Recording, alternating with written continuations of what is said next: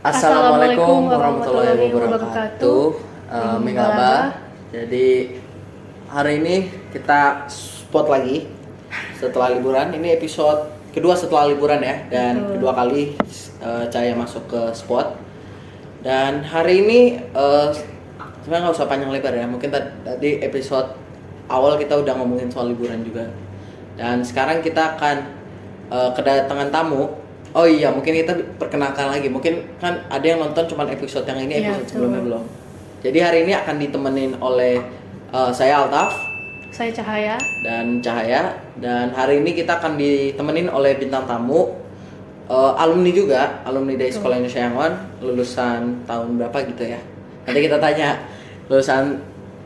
Cahaya tahu karena kita pernah LDKS. LDKS kita Zoom bareng alumni tersebut. Mungkin nggak usah panjang lebar, langsung aja ya, biar mereka nggak nunggu-nunggu gitu kan. Coba, mari kita sambut siapa nih? Kak Riana. Mari kita sambut Riana.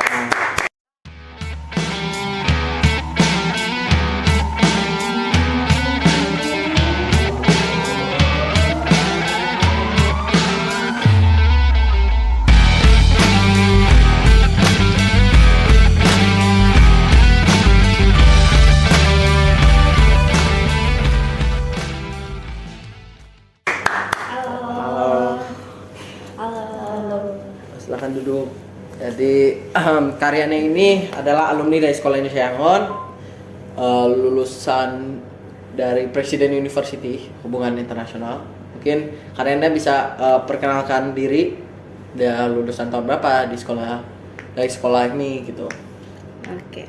Hai semua, perkenalkan aku Riana dan terima kasih ke Altaf dan Cahaya udah mengundang aku di sini. Dan aku senang untuk bisa sharing juga ke Sekolah Indonesia Yangon terkait pengalaman dan experience aku di sekolah, kuliah, dan mungkin sedikit terkait pekerjaan aku juga. Dan dulu aku lulus dari Sekolah Indonesia Yangon itu di tahun 2018.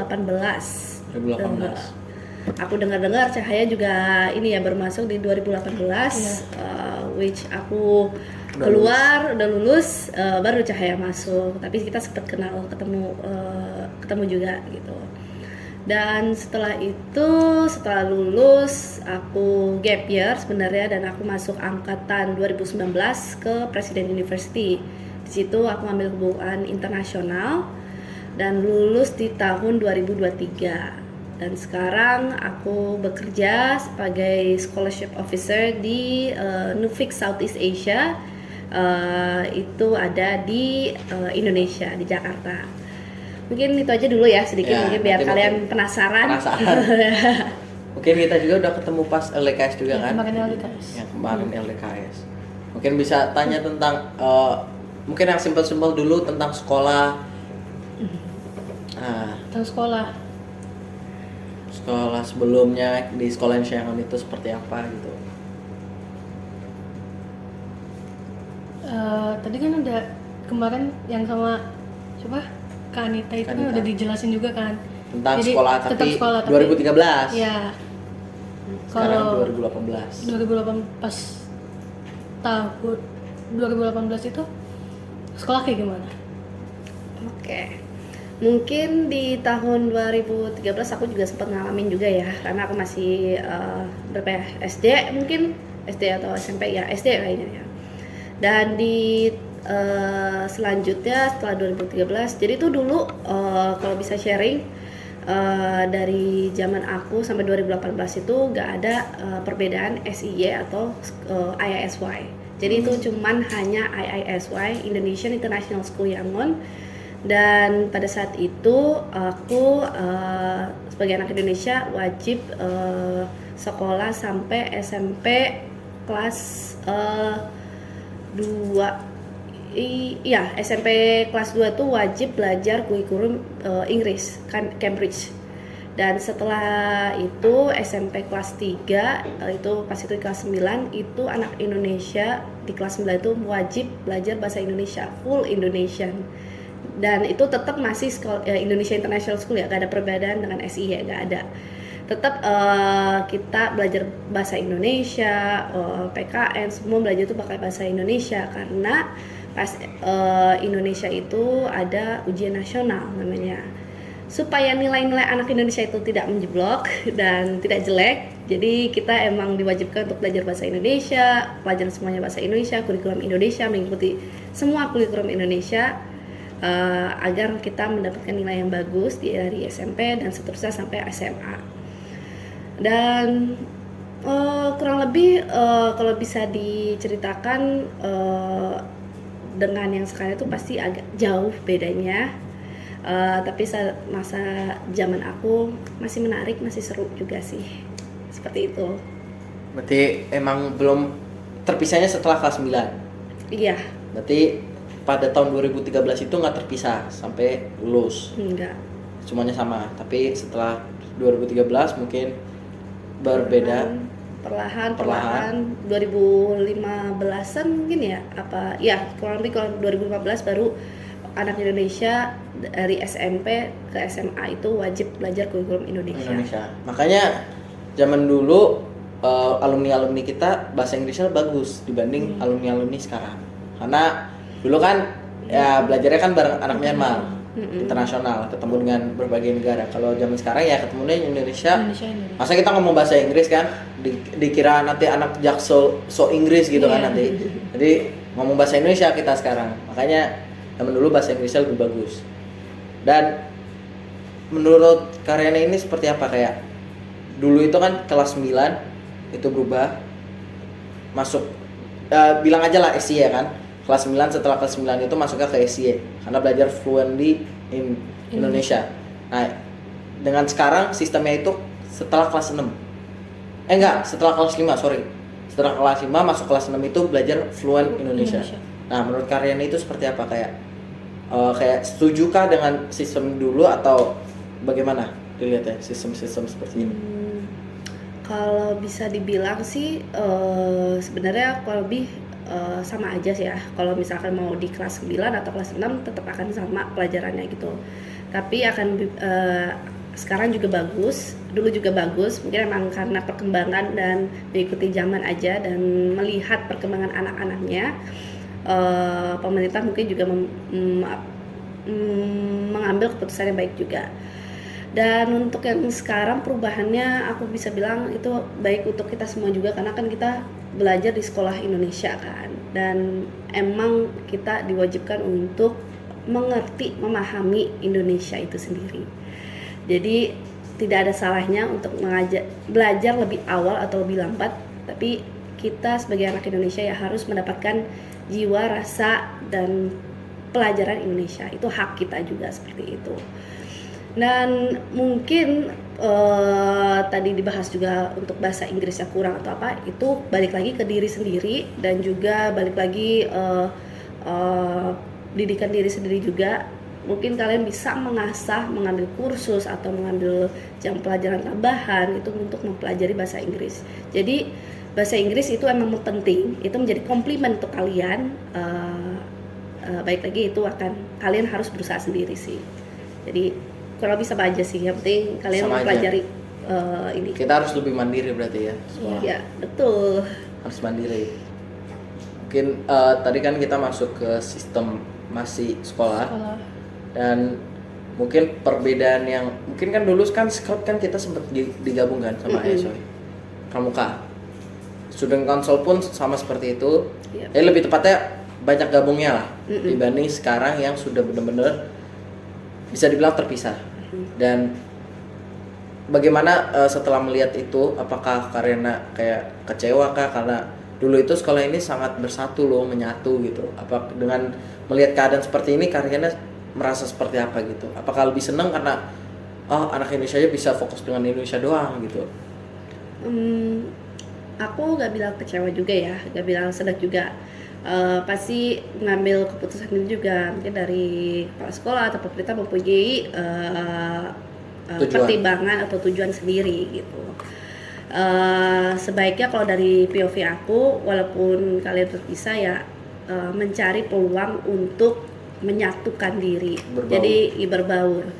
Karena ini menjadi kesempatan untuk kalian juga, kalian di luar negeri di Myanmar, sebaiknya kalian berbaur dengan orang-orang Myanmar, memahami culture mereka, dan juga kalian sharing juga gitu dari Indonesia, kalian culture-nya seperti apa, pendidikannya seperti apa, walaupun terpisah ya. Kesempatan kalian untuk sharing, oke, pelajaran di Indonesia seperti ini, kalau di kalian gimana gitu. Mungkin itu yang menjadi hal positif gitu. Kalau bisa dibilang ya, aku mempunyai prinsip untuk melihat sesuatu dengan hal positif ya. Benar. Jadi apapun mungkin posisi kalian lagi dalam kesulitan atau negatif, tapi kalian mencoba untuk mencari situasi tersebut untuk merubah atau membuat situasi itu positif gitu. Apa yang bisa kalian lakukan dengan diri sendiri ya silakan gitu, dilakukan dan berbaur dengan orang-orang yang di sini ada di Myanmar seperti itu. Itu sih mungkin dari diri sendiri yang harus mencoba untuk berbaur. Jangan kalian dependen ke pihak sekolah atau pihak pemerintah atau apa yang kalian punya, apa yang kalian aset yang kalian punya, gunakan aset tersebut dan ya berbaur sih seperti Berbaur. itu. Ya. Tapi kalau anak zaman sekarang itu sulit tidak bisa untuk mengkritisasi sebuah pemerintah. Iya. Mulai dari anak ya SD mungkin criticize tapi kan masih bocah kan. Tapi mulai SMP itu udah mengkritisise, dan mungkin menurut gue itu sebuah hal yang baik karena mereka harus punya sifat criticize. Kalau zaman dulu anak-anak ada sebuah keputusan pemerintah, mereka hanya menerima kayak oke, mungkin ini keputusan baik karena dilihatnya dari sisi positif seperti yang Karyana bilang.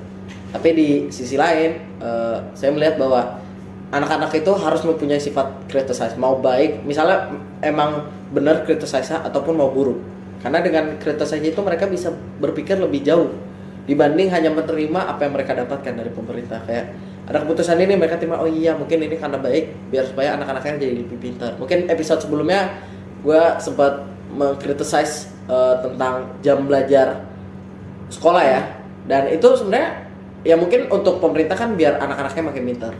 Tapi kalau dilihat dari sisi lain, anak-anak hanya mungkin pintar di akademik, mungkin adapun yang butuh pengalaman dibanding akademik seperti yang episode sebelumnya. Karena seperti saya itu bukan orangnya yang suka belajar, nggak suka yang belajar buku di dalam kelas, itu sangat membosankan. Mungkin saya itu juga seperti itu ya, kita itu lebih sukanya outdoor, seperti kayak eksperimen atau misalnya kita lagi belajar tentang astronot, ya kita kunjungin ke NASA gitu kan lebih seru dibanding kita hanya belajar NASA, apa ini NASA? Oh cuman ini, jadi imajinasinya doang yang berjalan. Dan ya mungkin di lain sisi bagus untuk di seni.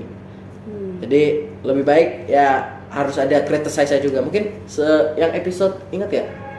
Episode yang kita bareng Pak Ustadz yang kita meng-criticize terus kan. Sampai Pak Ustadz bingung jawabnya. Jadi anak-anak mungkin dengan cara apa karena itu tuh meng-criticize sebuah pemerintah. Apakah dengan tadi seperti Karyana bilang kan melihat sisi positifnya. Nah, itu gimana cara meng-criticize dengan yang baik? Bukan dengan yang benar, mungkin kan beda-beda kan perspektifnya. Nah, dengan cara yang baik menurut Karyana. Mungkin di sini aku ada perbedaan pendapat. Mungkin yang sebelumnya itu perbedaan, maksudnya yang sebelumnya aku bahas itu bagaimana kita secara individu melakukan dengan kemampuan diri sendiri untuk memperbaiki atau mengasah yang lebih baik untuk diri sendiri, untuk skillful. Untuk criticize itu beda lagi topiknya, kalau bisa bilang ya. Karena ya zaman sekarang aku setuju kalau misalkan banyak bahkan aku yang sekarang tinggal di Indonesia sering banget ada demo, ada kritis yang ada di sosial media atau apa. Sekarang kalian juga pasti punya sosial media. Di situ tuh banyak banget yang anak-anak zaman sekarang, bahkan jangan anak zaman sekarang tapi emang menjadi kultur untuk orang-orang Indonesia untuk kritis seperti itu. Itu tidak salah gitu menurut aku. Itu nggak salah. Itu tetap kita sebagai individu mempunyai kritis, sifat kritis, mempunyai pendapat yang kritis itu juga diperbolehkan, dan itu juga menjadi tanggung jawab kita, kewajiban kita untuk berbicara, mengkritis sesuatu dengan topik apapun itu yang ada gitu, isu apapun. Tapi balik lagi, sebelum kritis itu, apa yang kalian bisa lakukan adalah research dulu. Jadi kalian harus mencari tahu sebelum kalian kritis, cari tahu backgroundnya apa.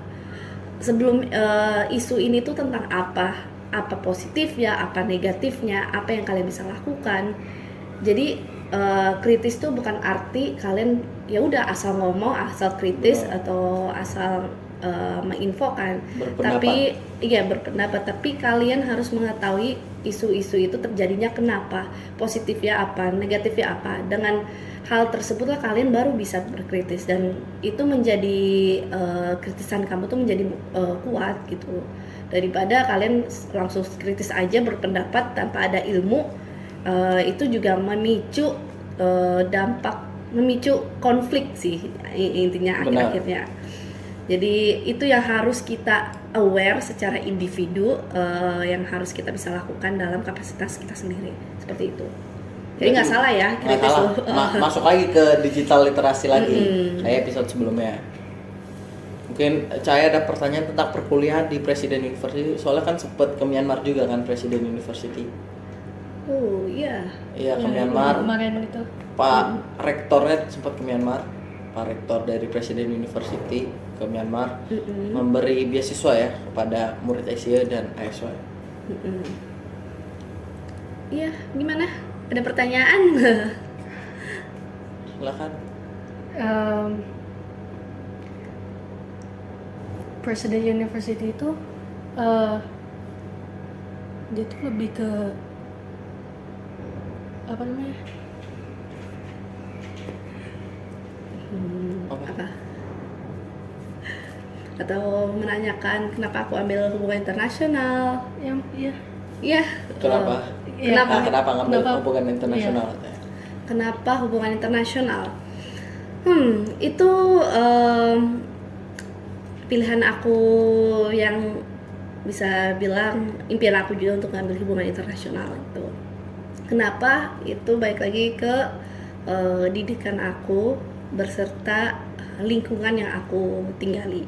Benar. Jadi dulu aku lahir di Myanmar dan besar juga di Myanmar, dan aku sekolah SIA ini, di mana lingkungan SIA ini penuh dengan komunitas dan juga orang-orang Indonesia campuran.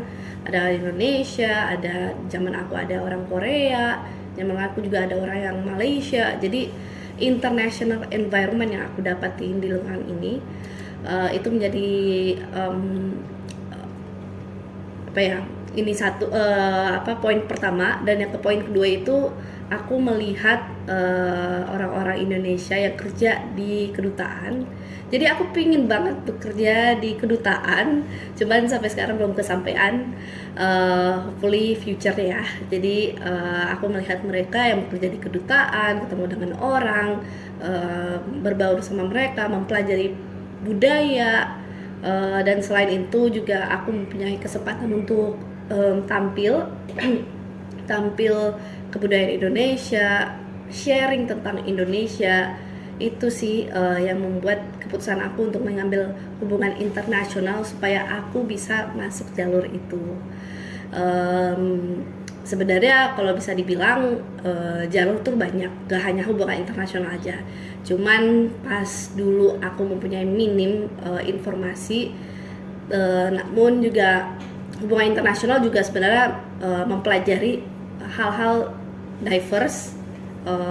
Kalian bisa belajar tentang politik, tentang kebudayaan, tentang komunitas. Jadi ya itu sih keputusan aku ambil hubungan internasional, lebih mengerti tentang Indonesia dan luar negeri juga, seperti itu. Berarti bisa dibilang karena ingin berbaur dengan internasional gitu ya, bukan berbaur secara networking di sebuah negara doang, tapi lebih pengen ke luar. betul. Belajar untuk mendiplomasi lah dengan Iya, negara betul. lain gitu. Betul. Menarik juga. Ini mungkin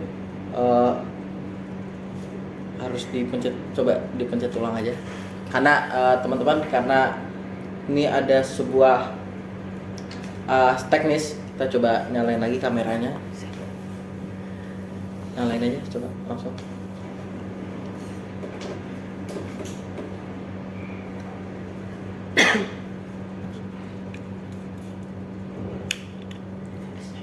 Pakai yang itu, bentar ya, Kak.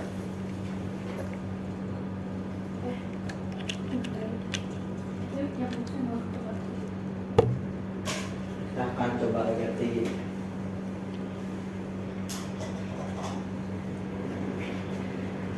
Nah, mungkin sambil nunggu teknis, kita kan ada 2 kamera yang nyala juga nih, ada kamera sini juga. Oke. Jadi fun fact teman-teman, jadi Karyana itu adanya Kanita yang episode sebelumnya.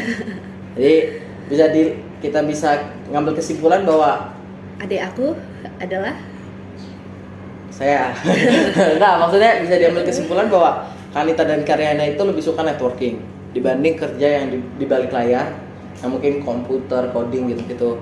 Tapi lebih suka ke network karena emang mungkin karena environment kita itu dari kecil itu Indonesia dan Myanmar. Jadi mau nggak mau kita harus networking kan.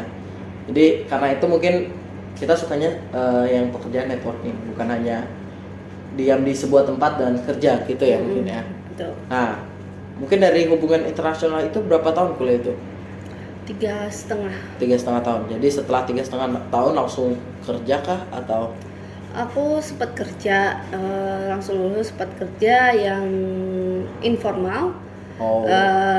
Untuk mencari pengalaman dan untuk ngabisin waktu luang aku aja sih. Oh, berarti Iya. bisa dibilang bukan fokus ke kerjaannya, cuman pengen nambah pengalaman Iya. dan juga supaya nggak diem doang di rumah nih. Iya, betul. Apalagi abis kuliah kalau diem di rumah nanti jadi bosen kan, jadi malas Iya, kerja. betul. Jadi lebih baik langsung kerja gitu.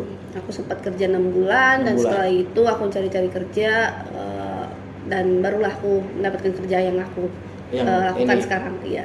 Berarti yang lakukan sekarang itu juga bukan kerjaan yang informal ya, lebih tepatnya yang bisa dibilang pekerjaan yang diplomasi juga itu kan. Iya, betul. Jadi bisa dibilang satu rangkaian lah ya guys ya. Jadi satu, maksudnya nggak jauh beda dengan diplomat kerjanya. I see, menarik juga. Jadi apalagi yang hubungan internasional di Presiden University kan pernah datang kan, tadi seperti yang dibilang Presiden University sempat datang dan mereka bilang bahwa universitas itu mereka itu bukan hanya orang Indonesia. Betul. Jadi banyak sekali orang-orang luar negeri. Jadi diplomasinya pun bisa dari situ kan, belajar diplomasi. Nah, ada teman yang dari luar negeri kan pas di Presiden University? Ada. Jadi pas zaman aku itu banyakan orang Cina ya yang kuliah di kuliah aku, dan yang menariknya juga mungkin di Presiden University itu kita semua pelajarannya itu pakai full Inggris gitu kan. Kalau di kuliah lain kan ada pilihan Mix. 2 kelas gitu kan, bisa Indonesian atau mungkin internasional. Jadi kalau di Presiden University itu full English class internasional. Jadi emang digabung semuanya jadi satu kelas dari orang-orang luar negeri dan orang Indonesia tersebut. Dan pelajaran emang full English kan. Dan untuk teman, aku bisa bilang aku punya teman Cina, tapi sekedar teman kelas aja. Tapi yang aku mendapatkan teman dari luar negeri itu lebih tepatnya karena aku join organisasi internasional, itu organisasi ISEC.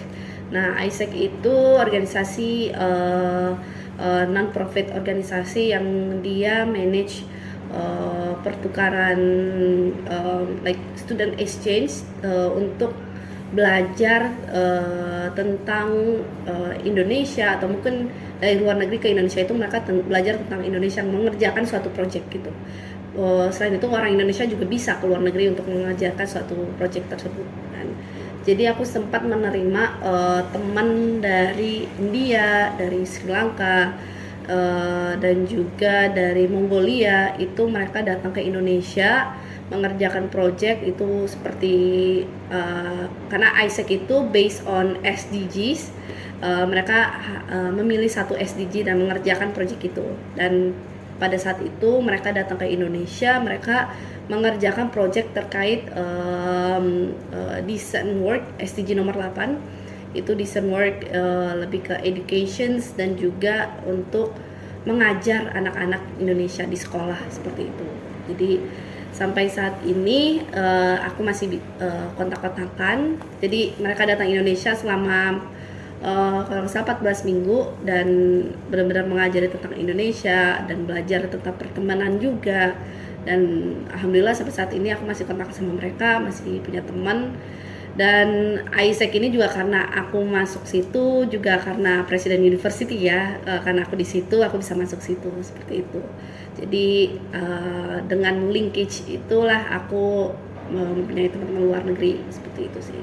Berarti seperti OSIS gitu ISEC? Iya, betul. Tapi lebih tepatnya ISEC itu berfokus pada student exchange doang.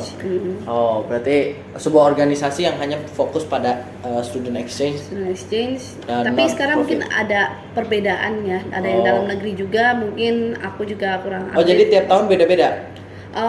Tiap tahun nggak beda-beda sih. Pas tahun zaman aku dan sebelumnya itu masih student exchange. Oh, student exchange. Tapi karena setelah COVID dan ada perubahan untuk tidak ada penerbangan, jadi ada development dalam project-projectnya yang dikerjakan sama member-member di ISEC. Jadi sekarang aku udah nggak member ISEC lagi, udah menjadi ex ISECers.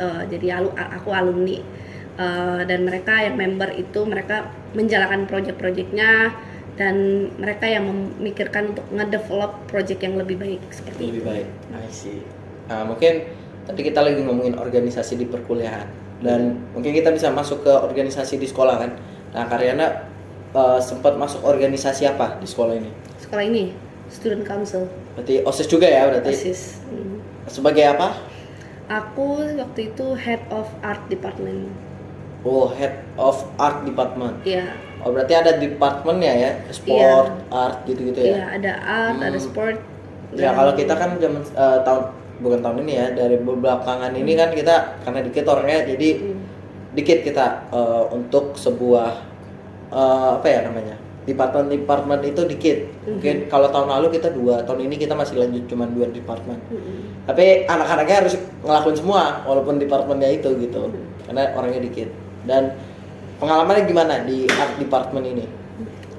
Pengalamannya seru, menarik, walaupun pas dulu emang kapasitas muridnya juga dikit yang join student council. Walaupun aku punya member pun paling satu aja, gak banyak gitu kan. Serunya itu ya kita kalau art kan lebih ke seni ya, untuk kayak nge-arrange kompetisi seni atau kompetisi ya terkait seni atau mungkin event seni seperti itu, nge-arrange itu kan. Jadi yang seru adalah bagian kayak dari awal pemula, kalian harus list down apa aja yang kalian lakukan, belanja pun kalian melakukan sendiri. Ya itu sih seperti hal-hal kecil tersebut yang berjalan walaupun dengan minim member yang kita punya, kita tetap berjalan sukses. Lebih seru juga sih. Seru. Karena banyak orang ya, mungkin dibanding tahun ini kan lebih banyak kan tahun lalu gitu. Dan kerjanya cuman berarti nggak pernah ngambil sebagai ketua OSIS gitu, nyalonin diri pernah? Pernah. Kalau dulu kan emang penyalonnya lumayan ya, banyak gitu. Iya. Karena cuma ada satu organisasi yaitu Student Council aja, bukan OSIS sama Student Council. Jadi memang pada saat itu emang orang Indonesia dan orang Myanmar itu saingan gitu kan untuk mencalonkan diri. Dan pada saat itu emang anak Myanmar yang menjadi ketua OSIS. Oh. Tapi dulu kan ada Green Pristine apa gitu kan? Kalau di zaman aku nggak ada sih. Oh, nggak ada ya? Belum ada. Berarti zamannya siapa? Berarti setelah itu mungkin ya? Iya. Sempat ada Green School Pristine atau apa gitulah. Berarti nggak nyampe ya pada saat itu. Iya, Jadi nggak ada. pernah nyalonin tapi ada orang Myanmar pasti lebih unggul karena kan mereka teman-temannya Myanmar kan. Iya betul. Kalau Indonesia kan paling berapa orang sih gitu.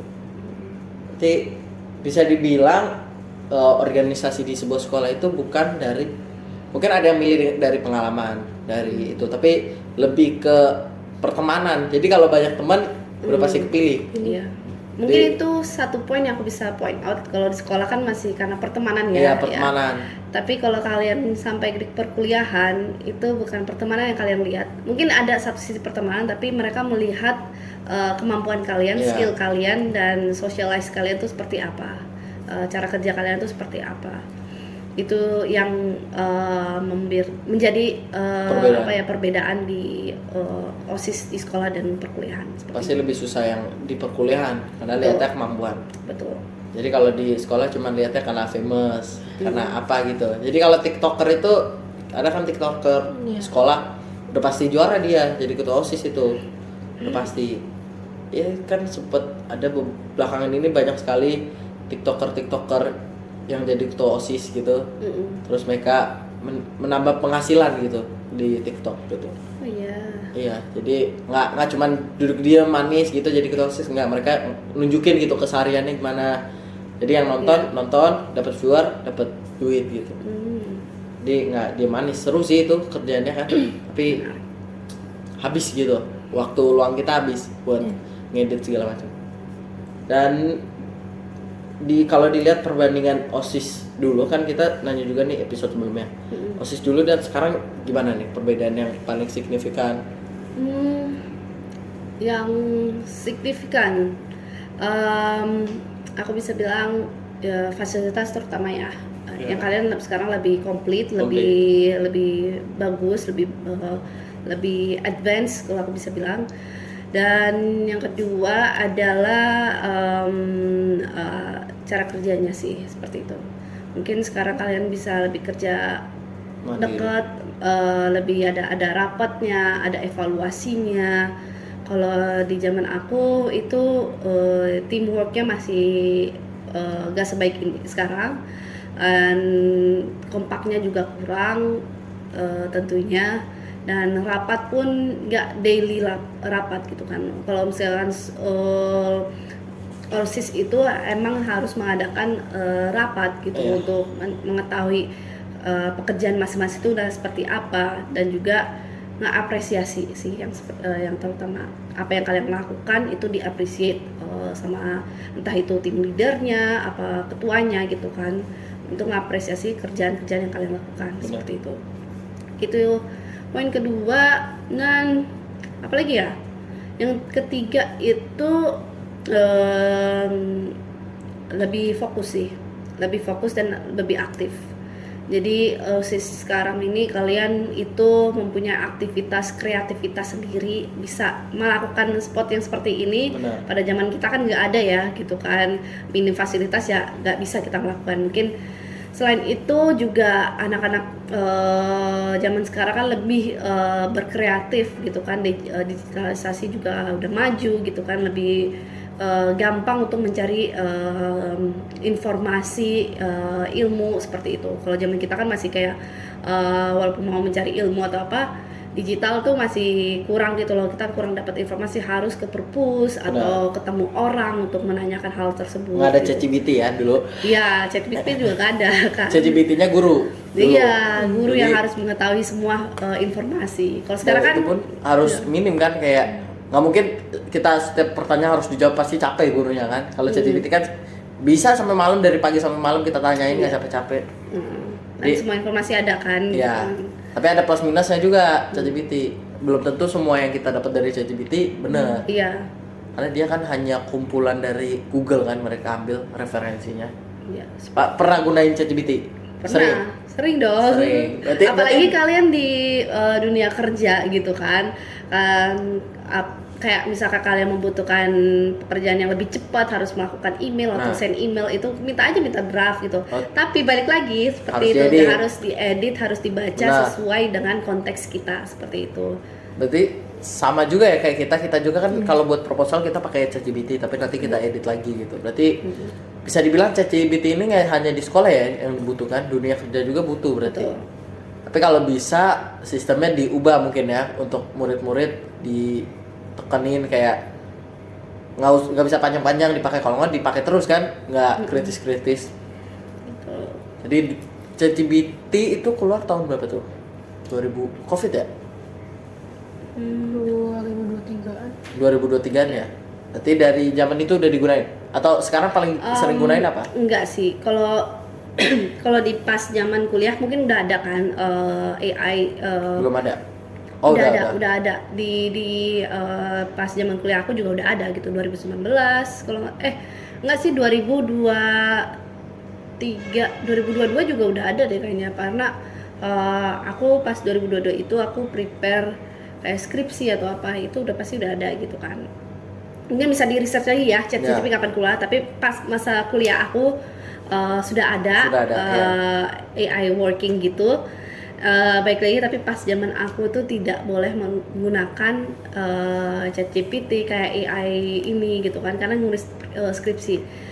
Karena juga kita at the end, di terakhir kita harus cek plagiarism. Plagiarism itu kayak copy dari langsung copy dari buku atau langsung copy dari yang diminta sama AI. AI kan ada kumpulannya dari Google kan, mereka pasti ngambil dari kumpulan tulisan apa itu kan, dan tulisan itu gak bisa kita langsung cek di skripsi kita, itu pasti nanti ke detect gitu. Kita harus ada minimal berapa persen, aku lupa ya, kalau nggak salah kayak 15% itu maksimum.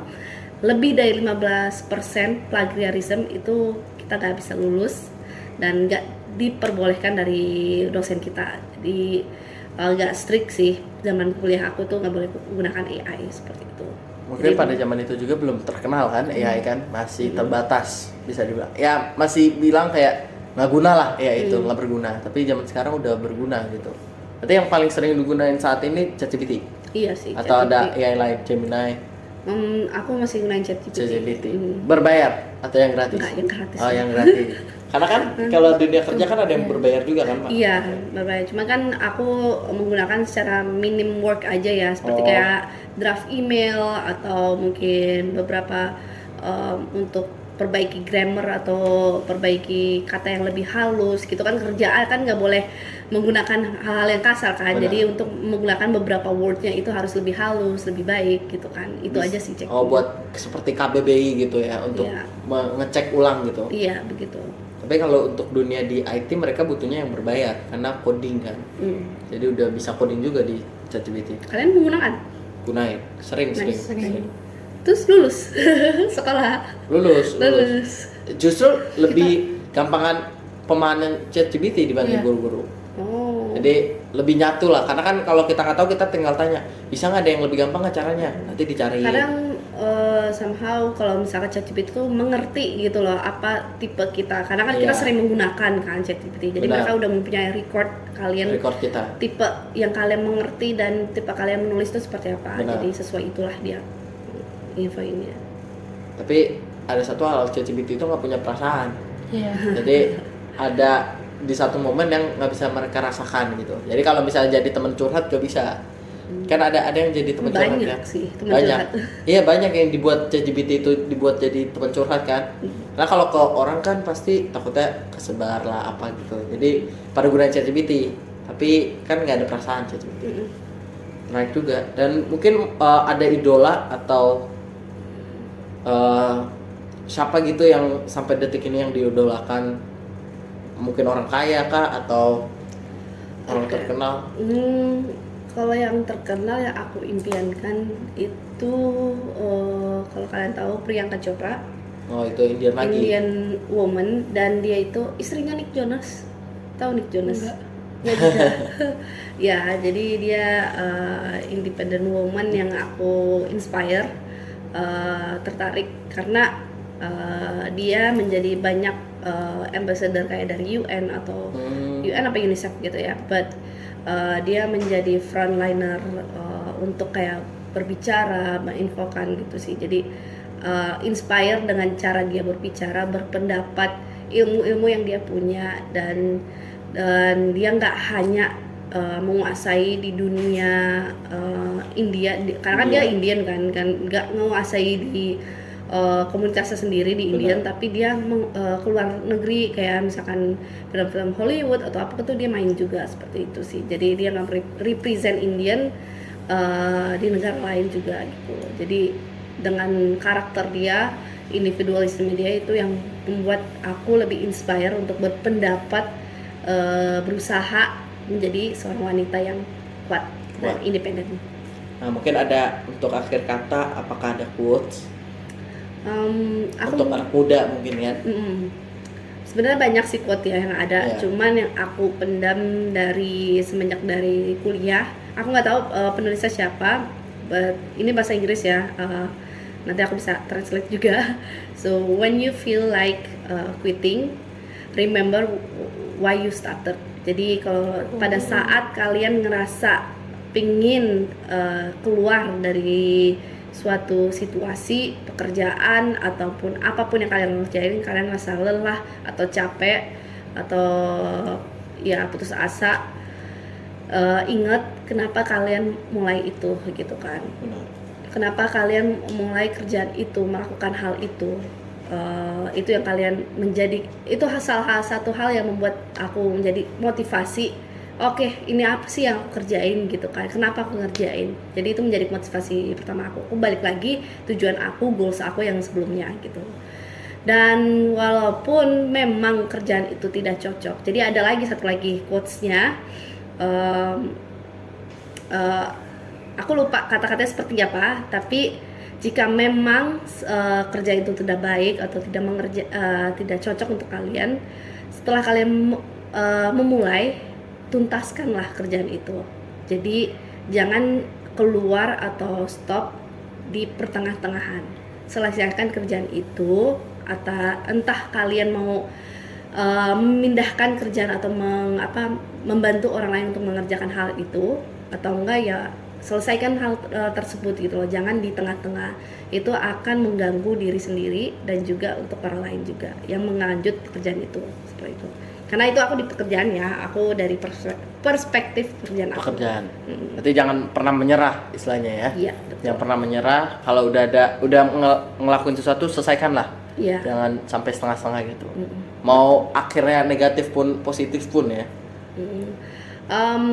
Walau itu balik lagi sih, kayak mau akhirnya negatif atau positif, selesaikan. Entah kamu mau lanjutkan atau enggak, selesaikan, mau ngarahin, maksudnya mau bisa kamu transfer pekerjaan itu ke orang lain, atau kan memang full stopin pekerjaan itu gitu loh.